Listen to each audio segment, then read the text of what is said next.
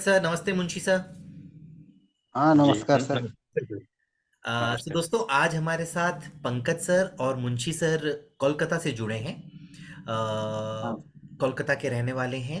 जो इनके साथ चीटिंग हुआ, कौन सी कंपनी में चीटिंग हुआ, ये हम लोग जानेंगे उनसे। उससे पहले मैं आपको बताना चाह रहा था कि लाइक करीब करीब ऑलमोस्ट 2 महीने हो गए हैं, उसके बाद हम लोग ये वीडियो अपलोड कर रहे हैं। इस बीच काफ़ी सारे मुझे जो काम थे वो मैंने फ्री हुआ। मैंने एक कहते हैं ना कि लाइक एक ब्रेक लिया था वर्क से।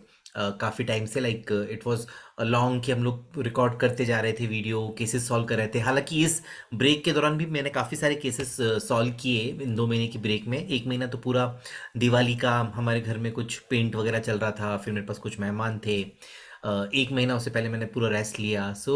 बट हाँ, इन केसेस इन दिनों में भी हम लोगों ने काफ़ी केसेस सॉल्व किए। हम लोगों ने बीरम जी वाला केस जो है वो सॉल्व हो चुका है। आप लोग उसका हम लोग जल्दी से हम लोग एक सक्सेस वीडियो अपलोड करेंगे। उसके अलावा हम लोगों ने एक काफ़ी अच्छा केस, इंपॉर्टेंट केस हम लोगों ने मुंबई में मखीजा फैमिली है, उनकी कुछ 40 लाख रुपीज़ का केसेस अटके हुए थे, तो 30 लाख रुपीज़ हम लोग उनको रिफंड करवा चुके हैं। 10 लाख रुपए की एक पॉलिसी और है जिस पे हम लोग फाइट कर रहे हैं। उसके अलावा मैंने एक केस सॉल्व किया एसबीआई लाइफ का, जिसमें हम लोगों ने टोरंटो के सिटीज़न हैं, हम लोगों ने वो केस सॉल्व करा है। उनका नाम था Gundam Raja ji Rao. So he is an NRI based in Toronto, और एसबीआई बैंक में कुछ चीटिंग हुआ था तो वो हम लोगों ने केस सक्सेसफुली रिजॉल्व करवा दिया है। इसके अलावा भी छोटे मोटे केसेस हम लोगों ने ब्रेक के दौरान भी किए हैं। बट हाँ, ये 2 महीने हम लोगों ने कोई वीडियो रिकॉर्ड नहीं किया था। 2 महीने के बाद आप लोगों को हाय, और आप लोगों को बहुत बहुत धन्यवाद प्यार देने के लिए। हमेशा की तरह मुझे पूरा भरोसा है कि आप आगे भी इस तरह से प्यार देंगे हमें। आज जो हम लोग मेरी ब्रेक के बाद जो हम लोग फर्स्ट केस उठा रहे हैं वो माथुर फैमिली का है। कई दिनों से हमारी बातचीत चल रही थी कि हम लोग रिकॉर्ड करेंगे, बट आई वॉज लाइक ना, मैं अपनी छुट्टी मूड में था। तो हाँ आज हम लोगों ने फाइनली डिसाइडेड किया कि हम लोग शुरू करते हैं। सो पंकज सर, आप बताएंगे, पहले आप अपने आप को इंट्रोड्यूस कीजिए, उसके बाद में हम लोग आपके फादर से बात करेंगे। आप कहाँ के रहने जी वाले हैं, क्या करते हैं, और मतलब क्या फैमिली बैकग्राउंड है, क्या एजुकेशनल बैकग्राउंड है, थोड़ा सा बताइए अपने बारे में। जी जी नमस्ते सर। नमस्ते। अ, मैं मेरा नाम पंकज कुमार महतो है और मैं कोलकाता से हूँ, है ना। और अभी हम कंपटीशन की तैयारी करते हैं, लाइक एसएससी रेलवे ये सब का तैयारी करते हैं। Very good. आपको जी बहुत बहुत मतलब ना शुभकामनाएं, like I would say best of luck. आप अपनी पढ़ाई ध्यान से कीजिएगा। ये जो मुद्दे हैं ये ना ध्यान जी भटकाते थैंक यू हैं, सर। बट अब आपने हमें अपनी जिम्मेदारी दी है, सो मैं पूरी कोशिश करूंगा कि आपका केस भी हम लोग सॉल्व करें। मुंशी सर, आप बताइए आप क्या करते हैं और आप कहाँ के रहने वाले हैं। सर, हम तो झारखंड का रहने वाले हैं सर। ओके। यहाँ पर कलकत्ता में कई रेल का सर्विस करते हैं, डी ओके, ग्रुप का। तो सर आप सेंट्रल गवर्नमेंट एम्प्लॉई हैं। जी सर। ओके। और ये जो चीटिंग हम जिसके बारे में बात करने जा रहे हैं, ये कौन सी कंपनी में हुई है, कौन से बैंक में, कौन सी इंश्योरेंस कंपनी में हुई है। ये सर स्टेट बैंक में हमारा उसी में महीना भी जाता था सर। और स्टेट बैंक जो है उसी में जैसे हम जैसे पैसा जैसे रखते थे हैं। और उनसे जो है से पूरा मने विश्वास हो गया था, पूरा लगाव हो गया था। तो बोला कि मुंशी जी एक काम करिए ना, कि आप ऐसा जगह में पैसा रखिए जो पैसा आपको अच्छा भी होगा, और आप जब चाहे तब आप पैसा आपको मिल जाएगा, ठीक है। ओके सर, हम लोग हम ना कहले सर। चीटिंग क्या हुआ है इसको हम लोग डिस्कस करेंगे। पहले बस मैं ये जानना चाह रहा था कि चीटिंग हुआ कहाँ है, तो आपने बताया एसबीआई बैंक में हुआ है, इज दैट राइट। हाँ सर, एसबीआई बैंक में हुआ है। ठीक है, और टोटल उनको सर, टोटल कितने रुपए का चीटिंग हुआ है ये अंदाजन। वही सर 7.5 लाख रुपया। ओके। हम लोग आगे बढ़े ऑडियंस, उससे पहले मैं आपको दिखाता हूँ कि मुंशी मातो जी और पंकज मातो जी की कितनी पॉलिसीज इशू हुई हैं, वो हम लोग देखते हैं। उसके बाद में हम लोग आगे चलते हैं। तो मैं अपना स्क्रीन शेयर करता हूँ आप लोगों के साथ में। मुझे ये हम लोग डिस्कस करेंगे किस तरह से चीटिंग हुआ वगैरह। पर पहले मैं एक बार दिखा दूं अपने ऑडियंस को कि कौन कौन सी पॉलिसीज इशू हुई हैं, कितने रुपए की पॉलिसीज इशू हुई हैं वगैरह, तो लोगों को समझने में इजी रहेगा। हाँ हाँ दोस्तों, सर। ये 4 पॉलिसीज इशू हुई हैं। पॉलिसी नंबर को हम लोग पूरा नहीं दर्शा सकते, तो मैंने फर्स्ट के 2 डिजिट्स और लास्ट के 4 डिजिट्स ही दर्शाए हैं। और ये 2020 से लेकर के 2022 यानी करीब करीब 2 साल के अंदर 4 पॉलिसियां इशू की गई हैं। और जो इन हाँ सर। पॉलिसीज का टोटल प्रीमियम है वो करीब 4 लाख के आसपास है। इनमें से करंटली कंपनी ने हमसे मिलने से पहले पंकज जी ने और मुंशी जी ने आरबीआई में कंप्लेन किया था। और आरबीआई की कंप्लेन के दौरान क्या हुआ हम आपको बताएंगे, किस तरह से उस समय भी मिसगाइड हुए। बट आरबीआई कंप्लेन से एक फ़ायदा ये हुआ कि कंपनी ने अभी 2 पॉलिसीज कैंसिल करने का इन लोगों को प्रपोजल दिया है, जिसमें 2908 वाली जो पॉलिसी है, सेकंड पॉलिसी, इसको मैं रेड कर देता हूं, और ये 0404 वाली पॉलिसी, इन 2 पॉलिसीज को कैंसिल करने का प्रपोजल दिया है। और बाकी 2 पॉलिसीज में कंपनी के अधिकारियों ने धोखे से एक एक प्रीमियम और डिपॉजिट करवाया है, और अब दबाव डाला जा रहा है कि उनको आप कंटिन्यू कीजिए। सो जो अब कुल मिलाकर के पैसा फंसा हुआ है वो 4 लाख ही है, और 2 लाख, करीब 6 साढ़े 6 लाख रुपए, 7 लाख रुपए के आसपास पैसा फंसा हुआ है। एम आई राइट पंकज जी? कहीं कुछ गलत तो नहीं है ये? नहीं सर, बिल्कुल सही है। ठीक है। चारों ही पॉलिसियां ये सुदीप रॉय जी ने करी हैं। सर, आप लोग सुदीप रॉय जी को जानते हैं? वही जब एलआईसी किया तब जानते हैं सर। ओके, तो ये जब आपको पता है कि सर ये बैंक के एम्प्लॉई हैं या ये इंश्योरेंस कंपनी के एम्प्लॉई हैं, कहाँ के एम्प्लॉई हैं, ये आपको कुछ ध्यान है? नहीं नहीं सर, इससे हमको कोई मैंने मालूम है नहीं है। ओके, पर ये पॉलिसियां मुझे बैंक के थ्रू हुई थी। बैंक के दूर शुरू हुई है सर। ओके, अच्छा, आप बैंक में क्या करवाने गए थे? मतलब क्या पॉलिसी करवाना चाहते थे, या आपको पता था कि ये पॉलिसी बन रही है? और आपको कब पता लगा कि ये पॉलिसियां हैं? नहीं सर, हम उनको बोले थे, सुबंदो राय को, कि हमारा लड़की का शादी जब होगा तो हमको जब मन तब पैसा हम निकाल सकते हैं, ऐसा जगह रख दीजिए। तो फिक्स पैसा हम तोड़ा तोड़ा के उसमें पैसा रखते थे। ठीक है। ओके। ओके। वो बोला कि ठीक है, अब जब चाहे तब आप उठा सकते हैं, और नहीं को उठाएगा तो हम अपना पॉकेट से देंगे। ऐसे ओके, करके वो वादा करके वो रख रहा था। जब समझ हमारा गया। लड़की का शादी का डेट हाँ हो गया ना, तब पैसा जाके उठाने गया तो उठ नहीं रहा है, बोलता है नहीं तो इंश्योरेंस में चला गया है, तो 10 साल के बाद मिलेगा, इसमें हर एक बार डालना होगा। ऐसे कर कर कर एक को एक पैसा भी नहीं मिलेगा।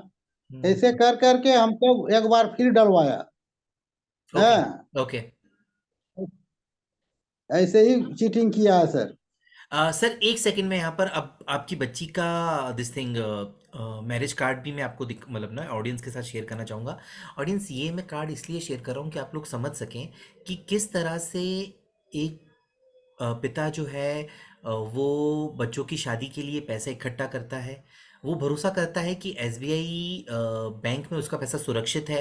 वो ये भरोसा करता है कि जब उसको उस पैसे की ज़रूरत होगी, किसी भी माँ बाप के जीवन काल में बच्चों की शादी एक बहुत इम्पोर्टेंट ना स्टेप है, आई वुड से एक बहुत इम्पोर्टेंट एक लाइबिलिटी है, एक जो एक जिम्मेदारी है जिसको हर माँ बाप अच्छे से पूरा करना चाहते हैं, तो उसके लिए वो प्लानिंग करते हैं। इस प्लानिंग में वो एसबीआई बैंक जैसी भरोसेमंद बैंक के ऊपर उन्होंने भरोसा किया।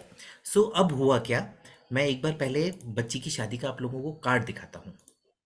सो ये जो चीटिंग हम लोगों ने देखा, 2020 से सर ने पैसा जमा करना शुरू किया था, और बच्ची की शादी हाँ के हिसाब से ही वो पैसा इकट्ठा कर रहे थे। तो ये उनकी बच्ची की शादी का कार्ड है। मुंशी मातो जी, मंजू देवी जी, बच्ची का नाम हम लोगों ने, और हाँ। हस्बैंड का नाम हम लोग नहीं दिखा सकते, और हस्बैंड की जो फादर मदर की डिटेल्स है वो हम लोगों ने छुपाई हैं। सो वो हम लोग सब कुछ शो नहीं कर सकते। सो ये उनकी शादी का कार्ड है। 2023 में शादी हुई, मई 2023 में। और जिस काम के लिए सर जो है वो पैसा जमा कर रहे थे 2020 से, सर वो पैसा आपको समय पे काम आ पाया? जिस जिस आपने पर्पस के लिए पैसा जमा किया, 6 लाख रुपए, 7 लाख रुपए, क्या आपको मई 2023 में जब वो पैसे की जरूरत थी, या इनफैक्ट 2-3 महीने, 4 महीने पहले जरूरत पड़ती है, जनवरी 2023 में या फरवरी 2023 में, तब आपको ये जमा की हुई पूंजी काम आ पाई? नहीं सर, एको पैसा नहीं मिला सर। एक और हमको पैसा। ऋण कर्जा इधर उधर से करना पड़ा सर, कर करे कोई रकम शादी को निकाले हैं सर।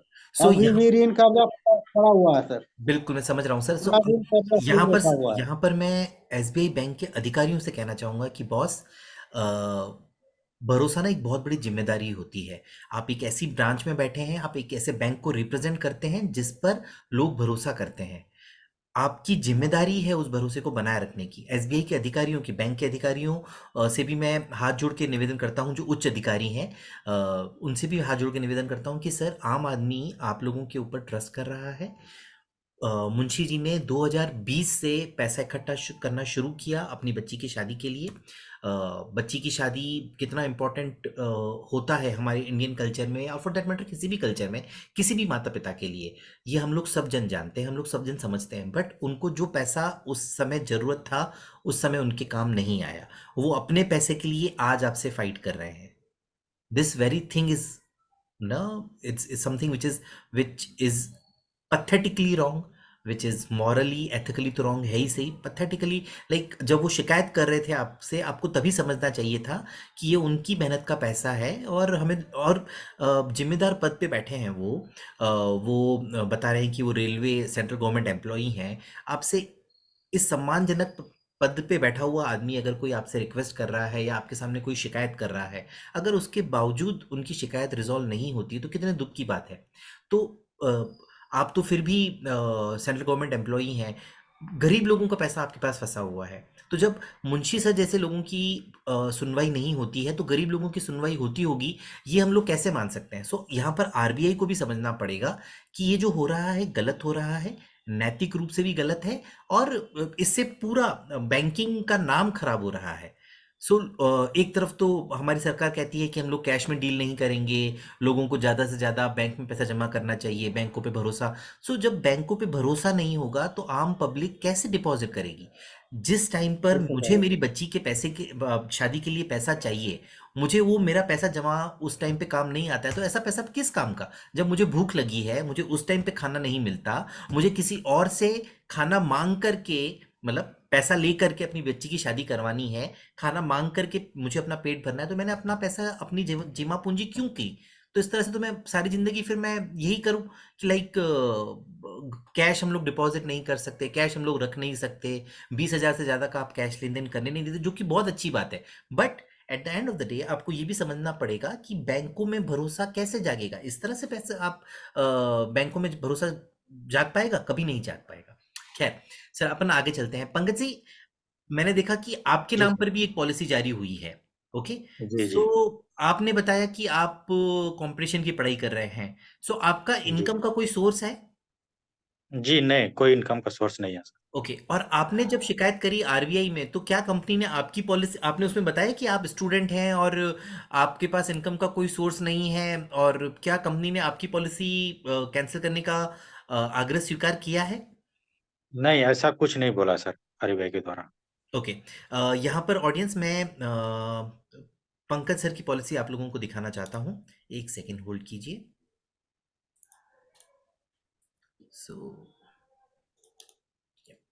ये पॉलिसी है जो पंकज जी के नाम पर इशूड है। अब इसमें ये दिखाया गया है, नीड एनालिसिस फॉर्म भरा जाता है। वो नीड एनालिसिस फॉर्म इसीलिए भरा जाता है कि ये एक सॉफ्टवेयर है। नीड एनालिसिस फॉर्म को मैं समझाना चाहता हूँ। ये एक सॉफ्टवेयर है जो कि हर इंश्योरेंस कंपनी के पास रहता है।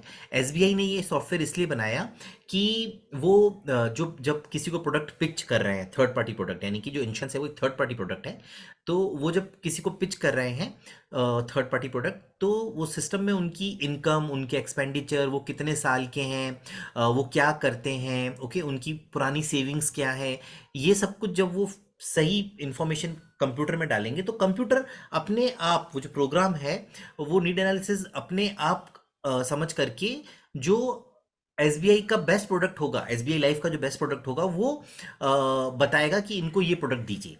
सो ये होता है नीड एनालिसिस फॉर्म। अब ये जो नीड एनालिसिस फॉर्म भरा हुआ है, अभी अगर सपोज मैं अपनी इच्छा से कोई पॉलिसी करवा रहा हूँ, समझ के करवा रहा हूँ, तो मैं अपनी डिटेल्स बिल्कुल सही सही बताऊंगा। मैं अपनी डिटेल्स तो किसी को गलत नहीं बताऊंगा जानबूझकर कि मैं, मेरा पैसा फंस जाए, बाद में उस पैसे को मांगूं, ये तो लॉजिकल नहीं है। ओके। सो अब यहाँ पर दिखाया गया है कि इनकी इनकम है मंथली 25,000 रुपए। सर, आपकी मंथली इनकम 25,000 रुपए है, थी जब आपने पॉलिसी करवाई थी? तब आप कहीं जॉब करते थे? जी नहीं नहीं, नहीं नहीं, कुछ नहीं। हम तो मंथली तैयारी कर एक्स देते हैं स्टूडेंट। बिल्कुल ठीक। सो ही इज अ स्टूडेंट। अच्छा, ये स्टूडेंट है, इसका मैं प्रूफ भी दिखाऊंगा। इनफैक्ट प्रपोजल फॉर्म में भी इनको स्टूडेंट शो किया गया है, वो भी मैं दिखाऊंगा। सो किसी स्टूडेंट रहते हुए 25,000 रुपये इनकम है, तो ये भी सोचने वाली बात है कि कैसे हो रही है। खैर, ही इज सेइंग कि ही इज डिनाइंग कि इनका कोई ऐसा इनकम नहीं था। मंथली एक्सपेंसेस 15,000 रुपये हैं। ये नीड एनालिसिस फॉर्म रन किया गया, और इस एनालिसिस में कोई भी प्रोडक्ट उनको ऑफर नहीं किया गया। Okay, so this is the thing कि उनको कोई प्रोडक्ट उनको ऑफर नहीं किया गया। जी, मेरे साथ किस तरह से हुआ वो हम बताना चाहते हैं सर। हाँ बिल्कुल, मैं उस पर आऊंगा। सो नीड एनालिसिस फॉर्म को ओवरराइड करके उनको एक प्लेटिना अश्योर करके एक प्लान दिया गया। ओके, अब ये प्लेटिना अश्योर प्लान जो है, ये क्या प्लान है? इट्स अ ट्रेडिशनल प्लान जहाँ पर उनको हर साल पैसा जमा करवाना है। करीब आई थिंक आपका प्रीमियम सर कितना था आपका? टू 1 लाख। 1 लाख रुपए का। तो इनको 1 लाख रुपए हर एक साल लाख जमा हर करवाना है। अभी हर साल। 25,000 रुपए वो कमाते नहीं है। 15,000 रुपए का आपने उनको उनका आपने दिखा रखा है खर्चा। सो अगर वो सही भी इंफॉर्मेशन माने तो 10,000 रुपये महीना वो बचाते होंगे। तो करीब 1 साल में 1,20,000 रुपये बचाएंगे, और लाख रुपए क्या वो इंश्योरेंस में जमा करवा सकते हैं? And that too when he has been shown to be an student. ये उनका ऑक्यूपेशन डिटेल्स है जो कि प्रपोजल फॉर्म में दिखाया गया है, and he is clearly shown to be a student. Work place student, nature of duties student. So उनकी डेजिग्नेशन क्या है, उनकी इनकम कितनी है?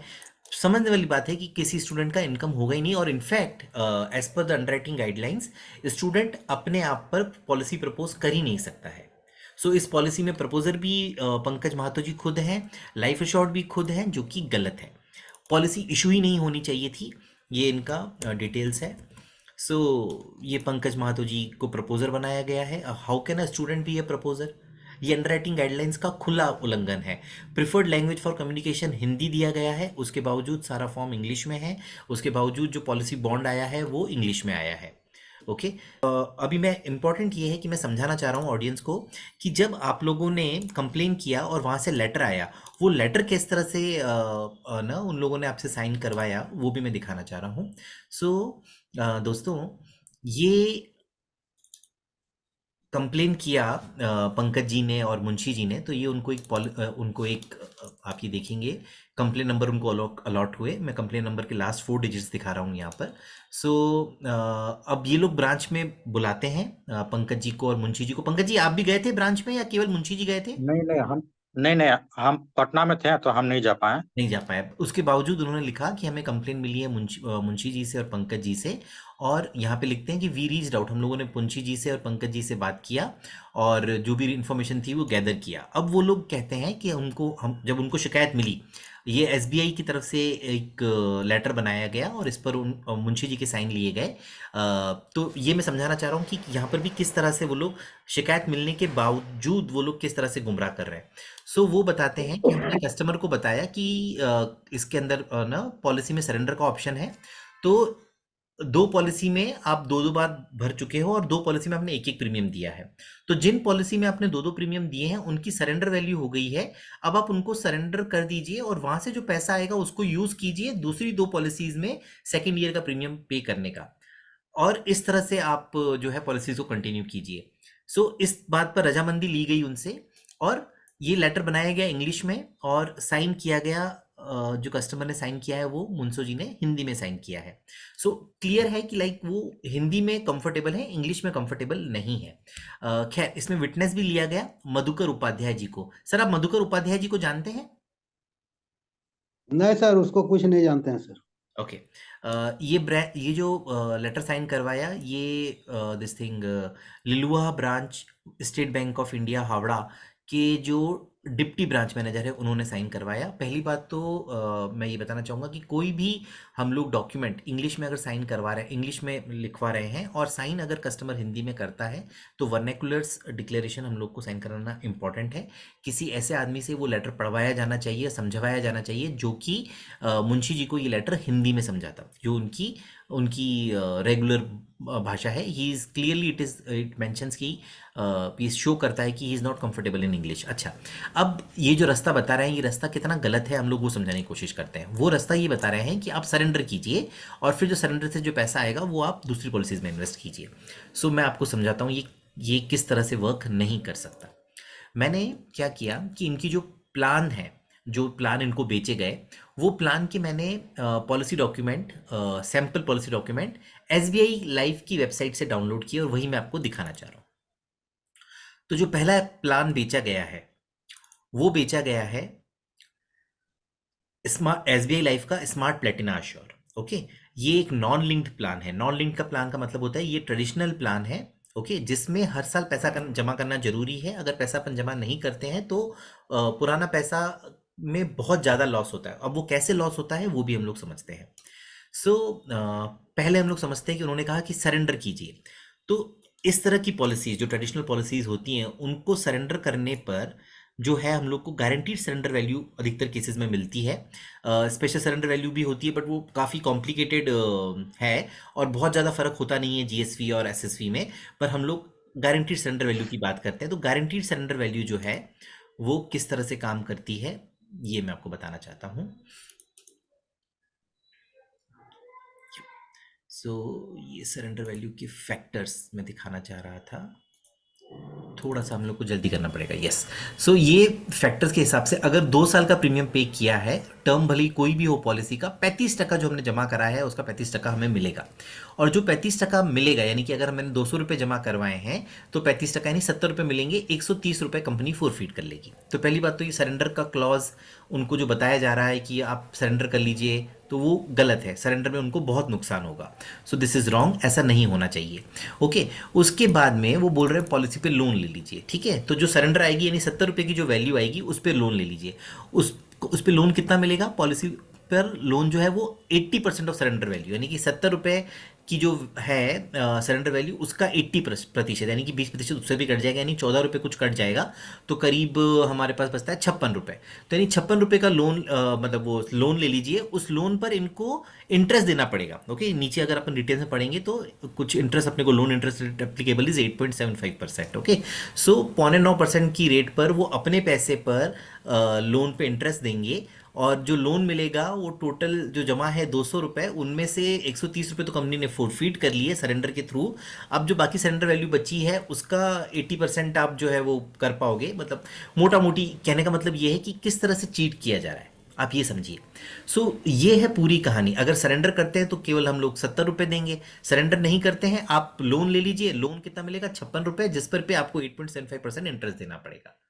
सो ये कोई समझदारी वाला सॉल्यूशन है? ये किस तरह से कस्टमर को बेनिफिट करेगा? So this is absolutely wrong what is happening. Company ने फिर एंड में एक लेटर निकाला इसी तरह से। अपना स्मार्ट प्लेटिना प्लान में भी यही चीज़ है। मैं आपको फटाफट से वो भी दिखा देता हूँ। यहाँ पर भी वही है गणित सरेंडर वैल्यू का, और सरेंडर वैल्यू फैक्टर मैं आपको दिखा देता हूँ एक बार। ये सरेंडर वैल्यू फैक्टर्स हैं। 2 साल का प्रीमियम पे किया है तो इसमें तो और ही कम है, 30% केवल वैल्यू मिलेगी यानी कि 200 रुपये जमा करने पर केवल 60 रुपये मिलेंगे।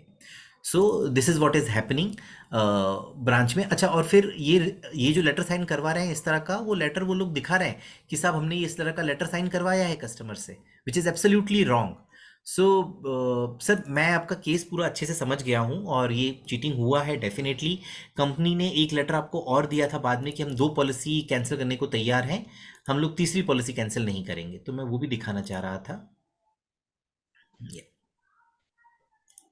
सो ये लेटर आया है जब शिकायत करी है। सो कंपनी ने कहा है कि हम 2 पॉलिसी कैंसिल करने को तैयार हैं। पॉलिसी नंबर जो कि एंड हो रही है 2908 से और जो पॉलिसी नंबर एंड हो रही है 404 से, वो कैंसिल करने को चाहिए। रेस्ट 2 हम लोग कैंसिल नहीं करेंगे। जो 2 रेस्ट पॉलिसियाँ हैं उनमें करीब 4 से 5 लाख रुपए डिपॉजिट है। और उनमें से एक पॉलिसी तो पंकज जी के नाम की है जो कि स्टूडेंट है। स्टूडेंट के नाम पे पॉलिसी जारी ही नहीं की जा सकती है। सो ये आइडियली ये होना चाहिए, आइडियल रेजोल्यूशन इस शिकायत का ये होना चाहिए कि चारों की चारों पॉलिसीज कैंसिल की जाए, प्लस पंकज जी और मुंशी जी को पैसा जो लौटाया जाए वो विथ इंटरेस्ट लौटाया जाए। 8.75% आप लोन पर इंटरेस्ट कलेक्ट कर रहे हो तो उतना ही कम से कम, ज़्यादा नहीं तो उतना ही कम से कम कंपनी को भी इंटरेस्ट देना चाहिए मुंशी जी को और पंकज जी को। हैरेसमेंट की बात हम लोग कर ही नहीं रहे। जो हैरेसमेंट हुआ है, जो उन लोग का टाइम वेस्ट हुआ है, बच्ची की शादी में उनको कितना अड़चन आया होगा, कितना दिक्कत आया होगा, किस दौर से गुजरे होंगे, हम लोग तो वो केवल इमेजिन कर सकते हैं। ओके, तो वो उसकी तो हम लोग बात ही नहीं कर रहे, उस हरासमेंट की तो बात ही नहीं कर रहे। वो अपना पैसा मांग रहे हैं आपसे। ये आपका मतलब ना लाइक मॉरल रिस्पॉन्सिबिलिटी है कि आप ये पैसा कंपनी को कैंसिल करके, ये पॉलिसीज कैंसिल करके कंपनी को लौटाना चाहिए, एसबीआई बैंक को, एसबीआई लाइफ को। और एक अपोलॉजी लेटर देना चाहिए, प्लस उनको विथ इंटरेस्ट पैसा मिलना चाहिए। मुंशी जी और कुछ कहना चाहते हैं आप? पंकज जी, हमारे पास 5 मिनट है लास्ट। नहीं सर, आराम कुछ नहीं सर, हमरा किसी तरह से पैसा आ जाएगा, हाथ जोड़ के विनती करते हैं सर। है, क्योंकि हमरा बहुत कर्जा भी हो गया है सर शादी में। है, और हम कुछ नहीं कहने चाहते हैं सर, हमको पैसा लौटा दे सर। है, बस हम इतने ही चाहते हैं सर। पंकज जी, आप कुछ कहना चाहते हैं? जी, मतलब जिस तरह से मतलब कि पैसा जो एजेंट है, इंश्योरेंस एजेंट, मतलब उन लोग पॉलिसी मतलब कि देगा तो उन लोग को इंटरेस्ट मतलब कि बेनिफिट कमीशन। है, तो उन लोग को भी उन्हें कमीशन जो होता है। तो इस तरह से सारा मतलब ये चीटिंग मतलब सिर्फ एसबीआई में नहीं होता है, मतलब जितना भी बैंक है और जितना भी इंश्योरेंस पॉलिसी है सारा में होता है। तो कुछ ऐसा रूल्स या नियम होना चाहिए जो कि जो कस्टमर है वो उस चीज को समझे, ताकि इस तरह का चीटिंग जो है किसी और के साथ ना हो। ना हो, बिल्कुल सही बात। सर, मैं आपकी बात ना बिल्कुल आरबीआई के अधिकारियों तक भी पहुंचाऊंगा, क्योंकि इसमें स्टेट बैंक ऑफ इंडिया भी इन्वॉल्व है। इसलिए रिजर्व बैंक ऑफ इंडिया को पता लगना चाहिए कि जो सबसे बड़ा बैंक है इंडिया का, वो किस तरह से कस्टमर्स के भरोसे के साथ खिलवाड़ कर रहा है। मुझे पूरा विश्वास है कि स्टेट बैंक ऑफ इंडिया के अधिकारियों तक भी जब ये बात जाएगी तो वो लोग भी अलार्म्ड होंगे, और वो लोग भी जो नेसेसरी स्टेप्स हैं उठाएंगे। आपको आपका पैसा वापस लौटाया जाएगा, विथ इंटरेस्ट लौटाया जाएगा, ऐसी मेरे को आशा है। और ऐसा मैं भरोसा करता हूँ एसबीआई के सीनियर मैनेजमेंट पर कि वो अपनी जिम्मेदारी समझेंगे। और जो परेशानी हुई है आप लोगों को, उसके लिए किसी भी तरह की अपोलॉजी कम है। But at the end of the day apology letter issue होना चाहिए। जो कंसर्न अधिकारी हैं, जो बैंक के जो कर्मचारी थे जिन्होंने ये चीटिंग किया, जो सुदीप रॉय जी हैं या जो भी जो डेप्टी ब्रांच मैनेजर हैं, जो भी इसमें इन्वॉल्व हैं, उनके खिलाफ सख्त से सख्त कार्रवाई होनी चाहिए, ताकि वो अगली बार किसी और फैमिली के साथ, किसी और फादर के साथ, किसी और बच्चे के साथ इस तरह से चीटिंग ना कर सकें। स्टूडेंट के नाम पे तो पॉलिसी जारी हो ही नहीं सकती है। स्टूडेंट के नाम पे पॉलिसियां जारी हो रही हैं तो बड़े आश्चर्य की बात है। तो कंपनी को तुरंत अपने प्रोसेसेस को भी चेक करना चाहिए कि स्टूडेंट के नाम पर, जो कि स्टूडेंट शो करके आ रहा है, उसके नाम पे पॉलिसी इशू हुई कैसे। सो मैं डेफिनेटली सर आप लोगों की बात उठाऊंगा, और मुझे पूरा भरोसा है कि कुछ ना कुछ अच्छा रिजल्ट हम लोगों को मिलेगा। Thank thank you you sir. Sir. Thank you. Thank you Munshi thank you ji, thank you Pankaj sir, thank you. Thank thank you you. Audience please video को आप ज़्यादा से ज़्यादा लोगों तक पहुंचाइए, ज़्यादा से ज़्यादा कमेंट कीजिए। अगर आप लोग इसको टैग कर सकते हैं ऑन ट्विटर वगैरह, सो प्लीज़ टैग कीजिए इस वीडियो को, ताकि एसबीआई के अधिकारियों को पता लगे कि ये चीज़ किसी भी लेवल पर एक्सेप्टेबल नहीं है, कभी भी नहीं होनी चाहिए, किसी के साथ नहीं होनी चाहिए। Thank you, thank you sir. Thank you sir.